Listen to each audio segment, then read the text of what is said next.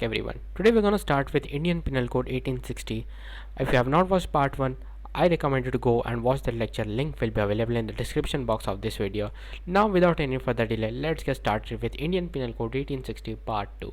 Now let's again go back to the ancient time. What really used to happen in ancient time? There was less population.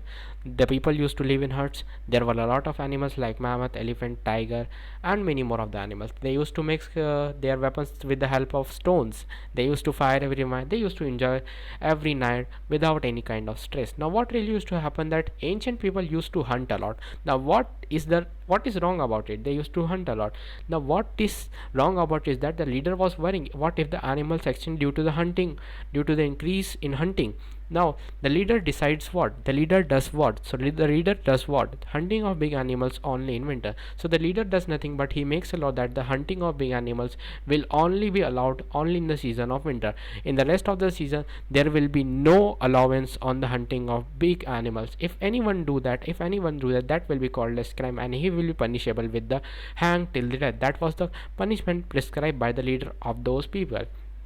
Now, why did I try to explain that story to you? What really is crime? For determination of crime, there is no fixed rule. Crime is what the law says. So their leader made a law that the whoever hunts down the animal, except in the season of winter, he or she will be punished with the punishment the death imprisonment. So that was nothing but determination of crime rule. Now let's come to the second point. In India, the base of the crime and penalty provision has been laid down in the Indian Penal Code 1860. So the provision related to crime has been laid down in the Indian Penal Code, shortened for IPC 1860. Now crime is nothing but a social phenomenon. Why it is a social phenomenon? Now let's take a very quick example. For example, if there is a robbery, if there is a murder, and if there is no state, there is no rule, there is no police, what will you do? You will migrate to a protected place where you will protected with your rights. There will be society that where strong people will overtake to the weak people. So that is nothing but crime is a social phenomenon, means it affects the whole society. If a murder is committed in your neighborhood, you will be affected. It can even happen to me the next day. That is nothing but crime is a social phenomenon and state has to make sure that it is protecting its people. So that crime is nothing but, in simple words, wrong committed by an individual in a society. Now let me tell you that no one has precisely defined the crime. That is the our next point saying. In this code, the definition of crime has not been attempted or defined. But according to section 40 of the word offense has been defined.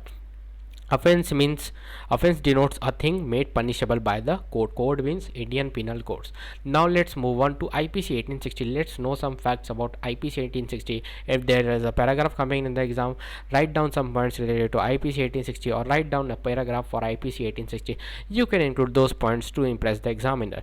So a colonial legislation of law retained as main penal law of the country even after independence. So what really is IPC?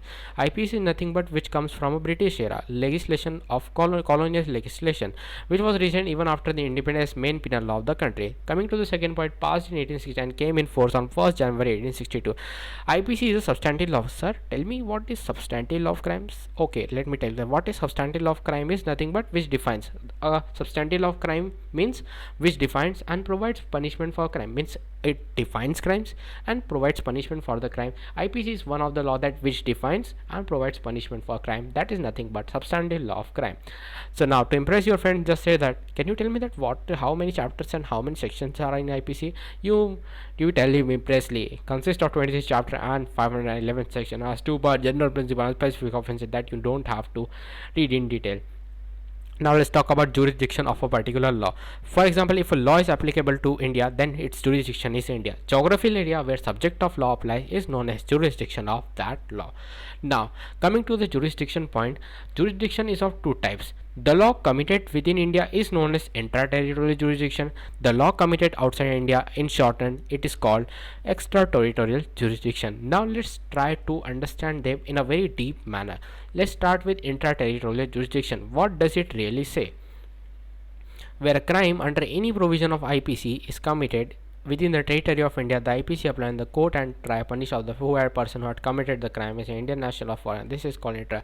So what does it really say? That whether it is an Indian national or a foreign national, he or she will be punished with the IPC if he or she has committed a crime in India. That is nothing but this point says.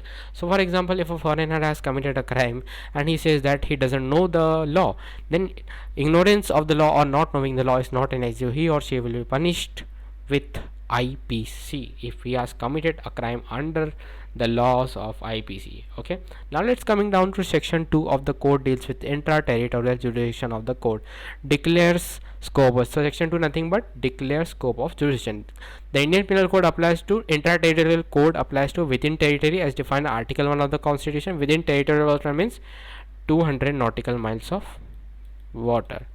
On any ship or aircraft owned or registered in India, there the inter-territorial jurisdiction applies means laws of India will be applicable.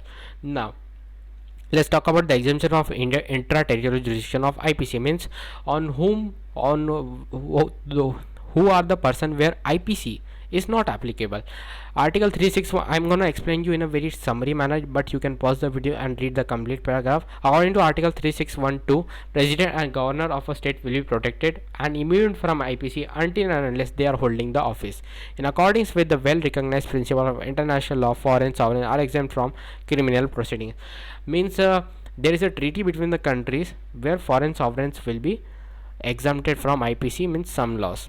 Number 3 point is this immunity is also imbued by the ambassador and diplomats of foreign country means those people who have official status in India and they belong from a foreign country, they will be protected from the IPC. This nothing means that they are not gonna be punished for the crime they commit, they will be punished in their own country. This protection is extended to all secretaries and political and military attaches who are foreign. This is nothing but, for example, if a military is going on a mission and kills people, so the IPC will not be applicable because it is nothing but a part of the mission. Now let's talk about the extraterritorial jurisdiction. So section 3 and section 4 of the IPC provide for extraterritorial jurisdiction. According to section 3, if anyone commits offense beyond India and punishable in Indian country under any Indian law, he is liable to be convicted and punished in the same manner as the crime was committed in India. For example, if someone has committed crime in outside India and he or she will be punished for that crime with the help of Indian laws, that you have to come and ajao and we are gonna punish you. That is nothing but section 3. Now let's talk about section 4. In case of any person in place without and beyond India for targeting. For example, there used to be a case where all the government computers were hacked and they were asking for the Bitcoin. If you pay the Bitcoin, then they will provide for the key, otherwise the data will be erased from the computers. So that was nothing but that happened, and if that anything like that happens and the person is arrested, he or she will be punished with the Indian laws. That's nothing but section 4 talks about. Now let's imagine a scenario. You are on a ship, there are people of multiple nationalities and all the people let's assume that there were 100 people and 50 people killed 50 people, means 50 are left.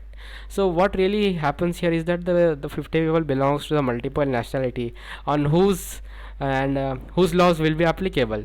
So the simple answer is that if anything committed in high seas based on the precept that a ship in the high seas considered to be floating island belonging to the nation whose flag means whichever nation flag is on the ship, then of that nation laws will be applicable on that ship.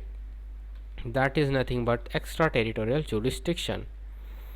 Okay, so please read this paragraph. If you wanna note down, you can note down. So that's it for today's guys. I will see you in the next lecture, and in the next lecture we will start with the fundamentals of the crime, and I have not covered here one topic, that is criminal law and civil law.